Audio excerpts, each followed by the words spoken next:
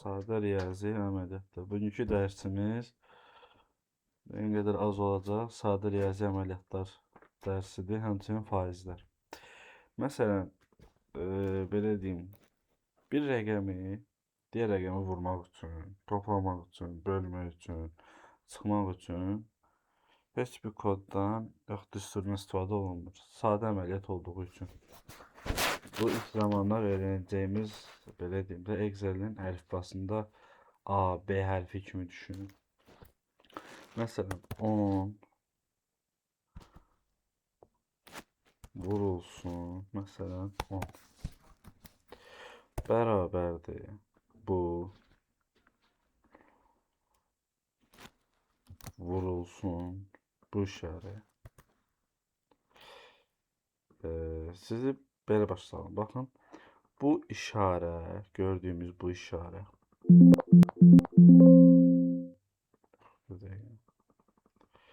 Gördüyümüz bu işarə. Vurma işarəsidir. Məsələn, 20 toplanılsın. Məsələn, 50 bərabərdir. Toplanılsın. Bu toplama işarəsidir. Məsələn, 40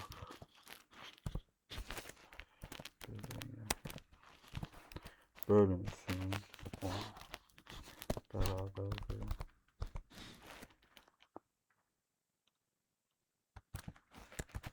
Bölünsün 10'a.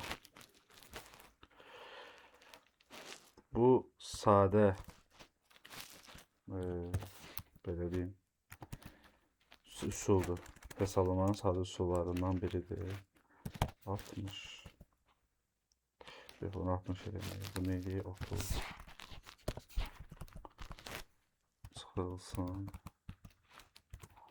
20. Bu hissəsinə qədər düşünürəm ki, çox sadədir.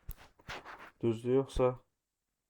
Bəli, başa düşülürdü, başa düşdüm. Aha. Bilirəm zaten, bilirəm onu. Bunu bildik. Ədədin faizinin tapılması. Ədədin faizi necə tapılır? Məsələn, 100'ün 10 faizini tapmaq üçün hansı üsuldan istifadə olunur? Riyazi üsuldan. Faiz işarəsi qoyulur. Sonra Sonrasını siz deyin. baxın, məsələn, ədədin 100'ün 18 faizini tapmaq üçün 18 faiz bərabərdir. Bu vurulsun bu isə 18. Əgər mən bunu 200 eləsəm 36, 250 eləsəm digər fərqli rəqəmlər, gördüyünüz kimi başa düşdünüz.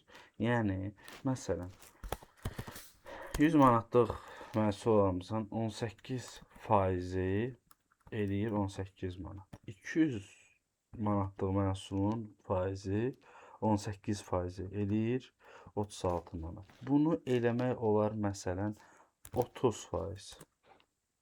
Sadəcə rəqəmi yazmağınız artıq yetərlidir. Çünki funksiyada bir dəqiqə düstur zolağını görsədim. Gördüyünüz kimi funksiyada vurma belə deyim də, vurma tapşırığı verilirdi ya, ədəd faizə vurulur və qiyməti tapılır. Bunu bu cür eləyirik. Burada qüvvətə yüksəltmə dərsi var burada, amma hələ tezdir sizə. Çünki qüvvətə yüksəltmə məncə lazım deyil. Bu belə. Məsələn, belə deyim. Bundan sonra bərabərdir. Bu üstə gəl 200. 260 eləyir. Səbəb odur ki, ədədin faizini tapmışıq. Gördüyünüz kimi. Məsələn, mən bunu 1000 eləsəm, 1300, çünki 30 faizini istəyirəm. Əgər 10 faizini istəsəm, bu onun faizidir. Belə deyim ki, belə yazaq, daha ətraflı başa düşəcəksiniz deyə.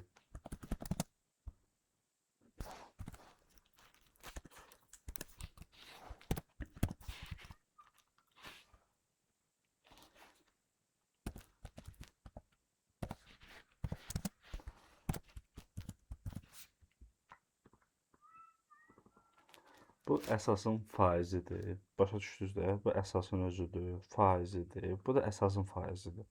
Yəni bunun faizi bu qədər olan faizi bu eləyir. Bu da toplam. Yox, bir dəqiqə. Toplamıdır. Əgər mən bunları rəqəm olaraq düşünsəm, məsələn, burada artıq 10 verir. Əslində burada birbaşa belə verməli idi. Çünki burada da rəqəmlər dəyişiləcək. Buradakı sıfırların sayına görə.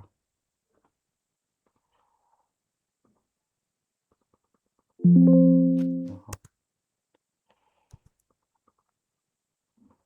Daha ədədə çevirək, çünki prosta ədəd, yəni 10%. Bu oldu belə. Yəni 1000 10%. Yox, bu niyə belə göstərdi? Bir dəqiqə üzrlü sayın.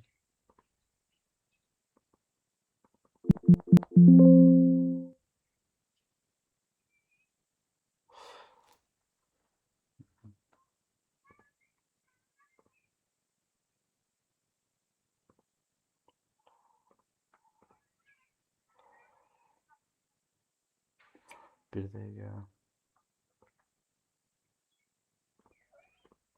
Çünki Əslində aha. faiz olan hissəyə manat işarəsi qoymasaq da olar da. Faiz hissə şey olmalıdır, simvol. Yox, bildim. Burada prosto məsələ nədir? Burada məsələ budur ki, mən bunu yenə də qoysam, rəqəm dəyişir. Amma belə deyim, ödənişin valyuta qoyanda 0 nöqtə verir. Əslində bunu verməməlidir. Bax, bu hissəyə verməməli idi onu. Bu olmalı idi sadə, belə deyim. 10%. Məsələn, dəyişmədi. Məsələn, bu daha öncəki kimi qalsın. Daha rahat başlamaq üçün. Baxın, yəni ədədin faizi bu cür tapılır.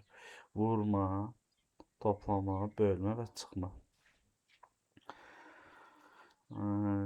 Bu faiz işarəsində əgər mən bunu 25 eləsəydim, mən buna hansısa bir valyuta növü təyin eləsəydim ki, bayaq elədim, bu 0.25-ə düşdü. Mən bunu ədədə çevirsəydim, yenə də eyni şeydir. Məsələn, mən bura gəlib bunu 35% eləsəm, 1000 manatın 35.000 eləyər. Onun üçün mən 0.35 eləməliyəm ki, 350 manat eləsin.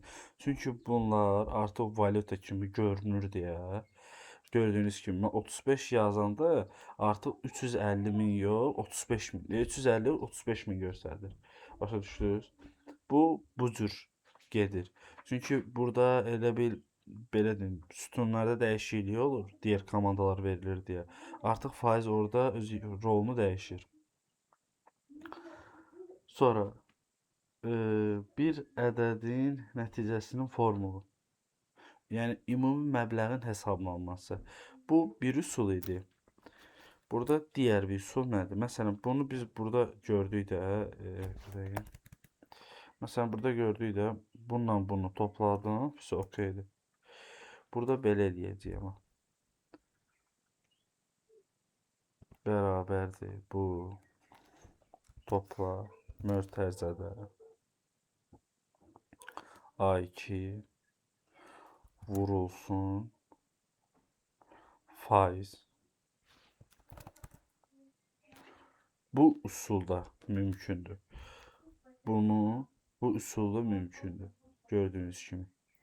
Yəni mən burada bunu da belə eləyə bilərəm, bunu da eləyə bilərəm. Bu artıq düstur halına gəlir. Burada isə sadəcə toplamadır, başa düşdünüz? Yəni bunu unutmayın. Çünki bu növbəti dərslərdə sizə lazım olan funksiyalardan biridir. Bax, iminavı bu. Niyə? Çünki toplamada mötərizə içərisində vurulan rəqəm və onun toplanması. Əgər məhsula endirim tətbiq olunarsa, faiz dəyərini çıxaraq yeni qiymət tapmaq mümkündür. Yəni, əsas məbləğ, məsələn, götürürəm 500 manat. 20%. Ondan sonra bərabərdir. Bu çıxılsın mötərizədir. Çünki biz ədədin endirim faizini tapırıq. 20% vurulsun. Yox, bir dəqiqə. Buraya gəlin. Vurulsun 20%. Və mötərizəni bağlayırıq. 500 manatın, belə deyim də, bir dəqiqə bunu manatdan çıxarım.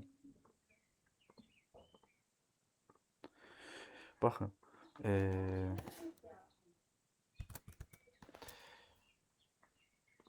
500 manatdır məhsulun qiyməti. 20% məsələn, satıcı deyir ki, 20% endirim eləyirəm. Mən bunun 20% endirimini tapmaq üçün ədədi götürürəm, vururam. Həmin ədədin özünü yazıram, çıx, mötərizə qoyuram.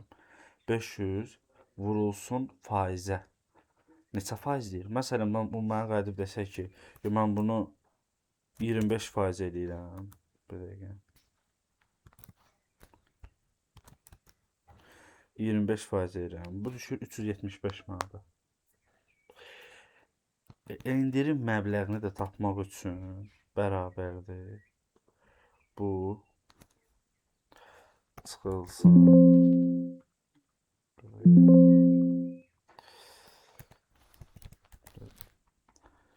Bu məbləğ çıxılsın bu məbləğ. 125 manat endirim məbləği. Bu da olacaq endirim məbləği. Çünki belə deyim. 500 manatın 25% 370 25% endirim olduğunda 375 manata düşür. 375 manatdan məntiqlə fikirləşəndə belə də eləmək olar ki, birbaşa elə 500-lə endirim məbləğini çıxıram. Endiriləcək məbləği tapdığım rəqəm 125-dir. Çünki 25% çıxılanda qalaq məbləğ edir. Məsələn, mənə deyir ki, 375 manatdır. Məndə avtomatik belə bir sual yaranır. 500 manatdan nə qədər məbləğ endirim elədi ki, məbləğ olaraq, faiz olaraq yox. Avtomatik olaraq mənə satdığım məbləğdən endirim olmayan məbləği çıxıram. 125 manat edir. Başa düşdünüz mü? Bəli, başa düşdüm. Faizin dərəcəsinin tapılması. Bu necədir? Əgər məsələn faizin dərəcəsini tapmaq üçün məsələn belə bir rəqəm götürək. 600 bərabərdir. Bu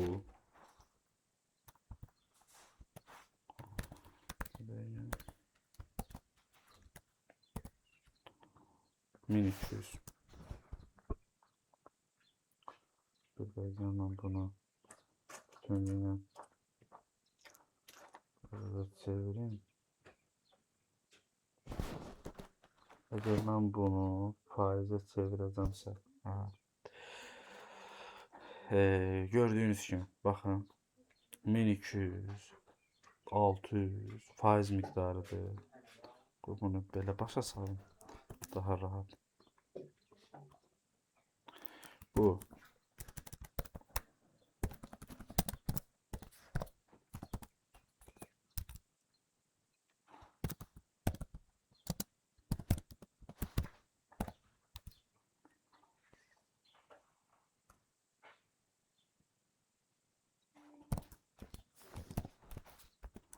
Bu nə deməkdir?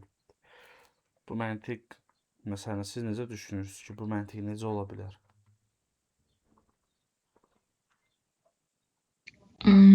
600 bölü 1200 vur 100. Niye vur 100? Burada vurulan 100 alınır. Просто 600 bölü 1200. И все. Aha. Baxın, burada cümləyə baxın, nəzər yetirin. Deyir ki, əgər faizin dərəcəsini tapmaq istəyirsinizsə, dəyəri əsas məbləğə bölərək hesablayın. Yəni, adam deyir ki, 1200 manatdan bu olsun 1000 manat, 600 manat çıxıramsa 60% eləyir. Düzdür? Əgər mən buradan 20 manat çıxıramsa 2% eləyir.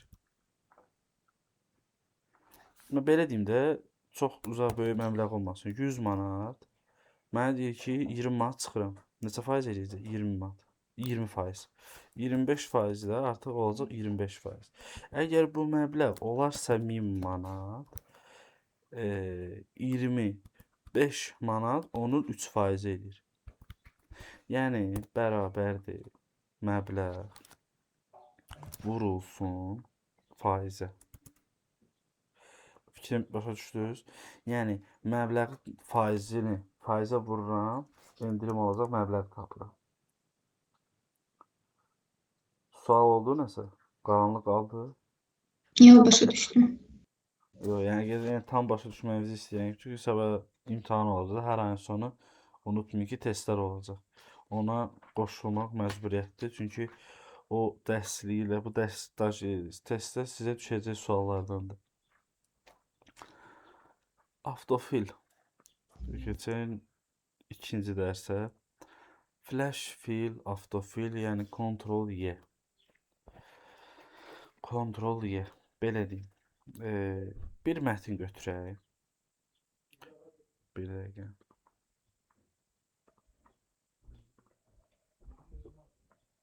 Məsələn 100 ölkə adı.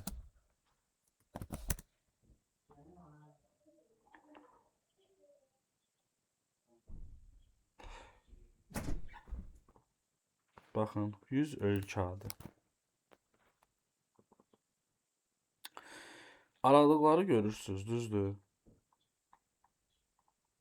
Mən bu aralıqları məcbur, bilmirəmsə Excel-i bu cür təmizləyəcəm.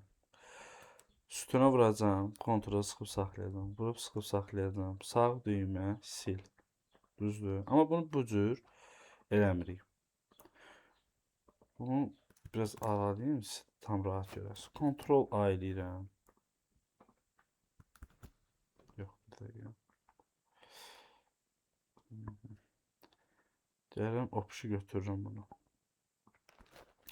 Ctrl G. Baxın, xüsusi boşluqlar ok düyməsinə vururam və gördünüz, avtomatik boşluqlar çıxır. Heç bir şeyə toxunmadan sağ düymə sil. Baxın, bütöv sətri sil düyməsinə, yəni bütöv sətr silinəcək. Toxunduqda avtomatik yığışdırır. Gördüyünüz kimi bütün boşluqları yığışdırır. Bu indi yenə də başa salacağam fərqli mətnlərə də, yəni hər hansısa bir boşluq olan mətnlərə də aiddir bu. Flash fil nədir? Baxın. Bu mətni işlədiyimiz müəssisədə müdür tapşırır ki, işlədiyiniz müəssisənin müdürü tapşırır ki,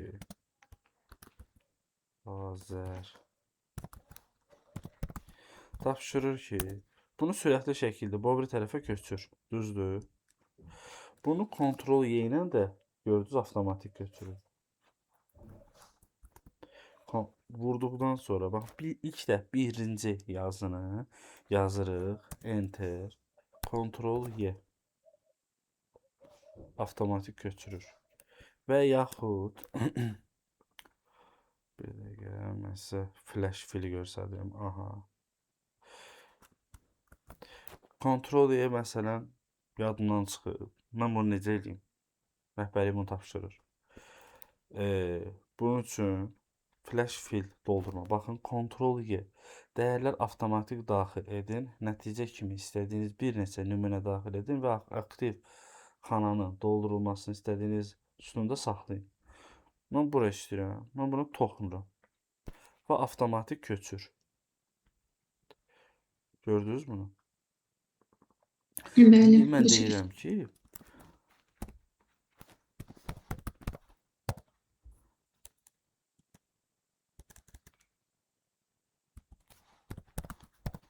toxunduq, Ctrl Y. Artıq rəqəmləri istəmirəm. Başa düşdünüz necə oldu bu?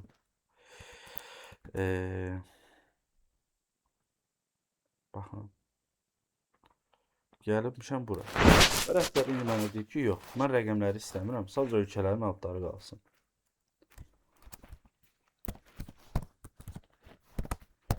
Etdikdən sonra enter. Sadəcə birini deyəndə əsas ilk mətndə verilən tapşırıqda ilk bu mətni yaxud cümlədirsə cümləni yazmaq yetərlidir. Gəldim bura enter. Kontrol edirəm. Gördüyünüz rəqəmlərdən ayırdı artıq. Baxın rəqəmlər yoxdur bu sütunda. Görə bilirsiniz? Bəli, başa düşdüm. Yaxud gəldim verilənlərə, əlavə et verilənlər, flash fill doldurmaya. Flash, yəni sürətli doldurmaya toxunduqdan sonra avtomatik ayırır. Yəni bu avtomatik ayırır bundan sonra. Növbəti belə deyim, avto doldurmalardan biri. Gəlmişəm bura.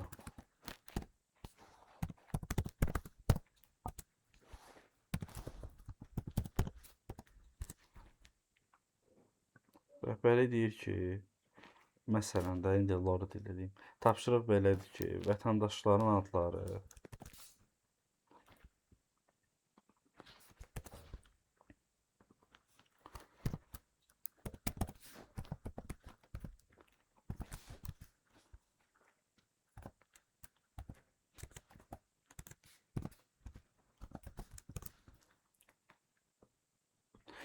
məsələn adlardır, vətəndaşların adlarıdır bu hissədə, belə düşünək.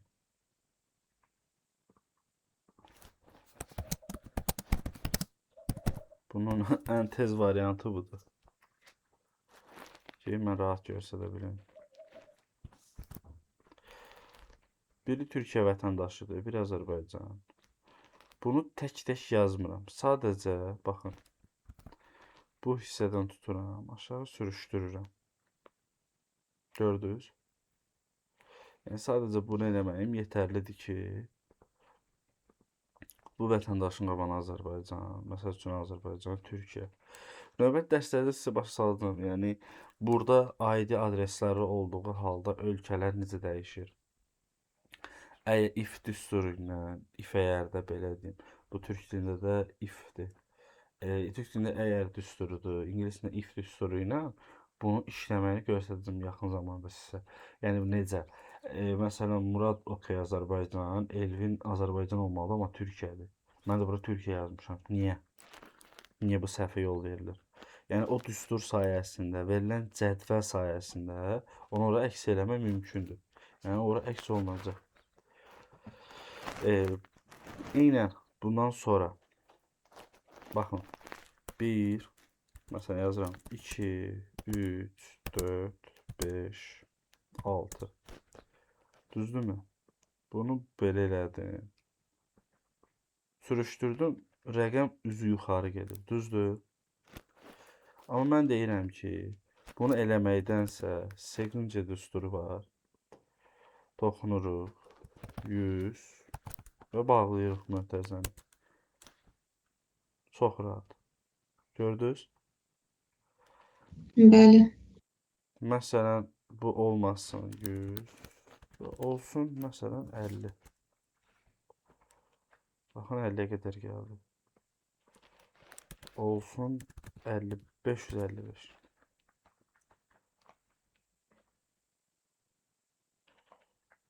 Baxın. Ta istədiyimiz, yəni yazdığımız rəqəmə qədər gedir. İndi burada həmçinin eyni üsulda yazıram 1, belə deyim, bir dəqiqə 1, bu da 2. Bunları götürürəm, sürüşdürürəm. Burada gəlir.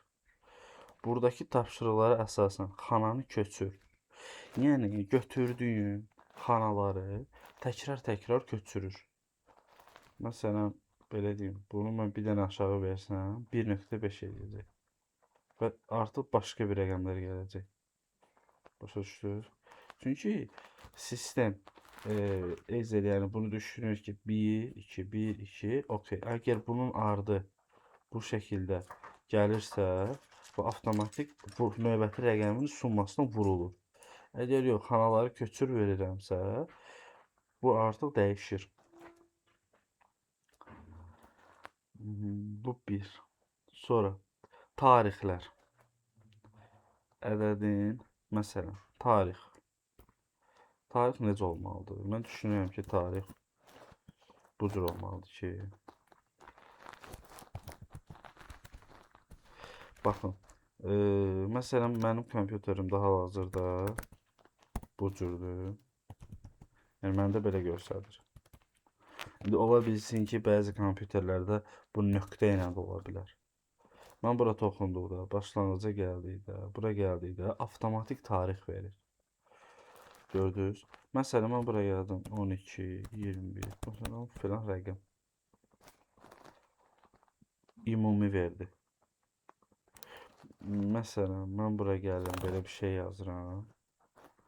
Sonra mən bunu götürüb dəyişib maliyyə eləsəm, gördünüz, avtomatik dəyişir. Bu nə idi? Tarix. Bu rəqəm nə idi? Ümumi. Bunu əgər ədəd götürsə, arxasına 0 atır. Arxasındakı sıfırları çoxaldıb azaltmaq üçün onluqlar deyirik də. Onluqları azaldıb çoxaltmaq üçün bundan istifadə edirik. Baxın, başlanğıc və böyük bu faiz işarəsini toxunuruq. Ədədi faizə çevirmək üçün faizə toxunuruq. Onluğunu azaldırıq. Yaxud da ki, aralarına vergüllər qoyuruq. Yəni 12.214.224. Əgər qəpik varsa bu onluqdan, yoxsa azaldırıq. Başa düşdünüz? Yəni bu detalları unutmayaq, zəhmət olmasa. Çünki bu bizə növbəti dərslərdə lazım olacaq. Gəldik bura. Tarix, ədəd, tarix. Baxın, burada iki növ var. Tarix və uzun tarix və qısa tarix. Mən bunu qısa tarix eləyirəm. Sonra fikrimi dəyişirəm, deyirəm uzun tarix olsun bu. Excelimizin dilinə görə dəyişir bu. Gördüyünüz kimi 6-cı gün Saturday, iyunun 6-sı.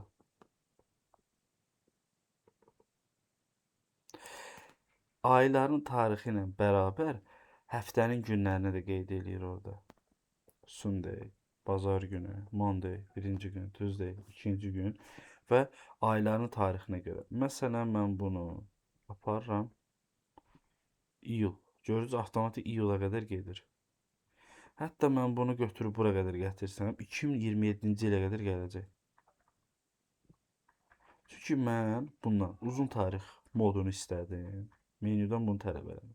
Buna toxunuram, təzədən gəlirəm, tarix. Bunu edirəm qısa tarix. Və salam. Gördüyünüz kimi dəyişdi bu. Yəni, belə deyim, bunda hələ ki budur. Bir də növbəti dərsə bunları hazırlaşın. Yəni, bu dərs yarım saat oldu. Çünki bir dəfəlik yükləmək istəmirəm sizə. Çünki bir dəfəlik yükləsəm, həm biraz dərsləri gec-gec cavab verirsiniz. Biraz məsuliyyətli olun, zəhmət olmazsa. Çünki belə deyim, hər şeydən ziyadə, yəni mən də əziyyət çəkirəm, siz də əziyyət çəkirsiniz, siz də danış eləmisiniz, qoşulursunuz, başa düşdünüz. Zəhmət olmasa dərslərə qoşulun, tapşırıqları yerinə yetirin. Yəni mən dünən orada tapşırıq üçün demişəm,